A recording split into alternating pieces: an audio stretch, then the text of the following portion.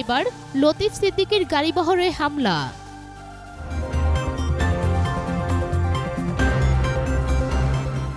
টাঙ্গাইলের কালিহাতীতে নির্বাচনী প্রচারণা চালানোর সময় স্বতন্ত্র প্রার্থী লতিফ সিদ্দিকীর গাড়িবহরে হামলা ভাঙচুর করা হয়েছে। আজ সকালে কালিহাতী উপজেলার গোহালিয়া ইউনিয়নের সরাতৈল এলাকায় এই ঘটনা ঘটে। এর প্রতিকার চেয়ে দুপুর 2টা থেকে তিনি জেলা প্রশাসক ও রিটার্নিং কর্মকর্তার অফিসের সামনে অবস্থান ধর্মঘট পালন করছেন।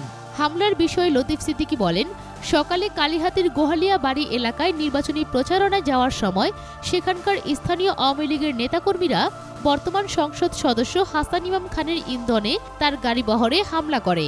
এতে তার ব্যক্তিগত গাড়িসহ আরও 3টি গাড়ি ভাঙচুর করা হয়। এ সময় ইটপাটকেলের আঘাতে তার কয়েকজন নেতাকর্মী আহত হয়।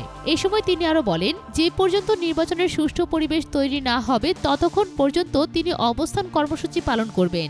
এর আগে নোয়াখালী 2 আসনে ধানের শীষের প্রার্থী বিএনপির চেয়ারপারসনের উপদেষ্টা জয়নুল আবেদিন ফারুকের গাড়িবহরে হামলা করা হয়। এ সময় গাড়িবহরে থাকা সেনাবাগ উপজেলা চেয়ারম্যান সহ বিএনপির অন্তত 3 নেতা গুলিবিদ্ধ হন। গুলির ঘটনায় জয়নুল আবেদিন ফারুক অল্পের জন্য রক্ষা পেলেও আহত হয়েছেন কয়েকজন। গুলি করা হয়েছে গাড়িবহরে থাকা অন্তত 5টি গাড়িতে।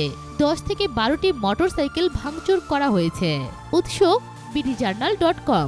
নির্বাচনের সব খবর সবার আগে পেতে ফ্রিকি নিউজের সাথেই থাকুন। ধন্যবাদ।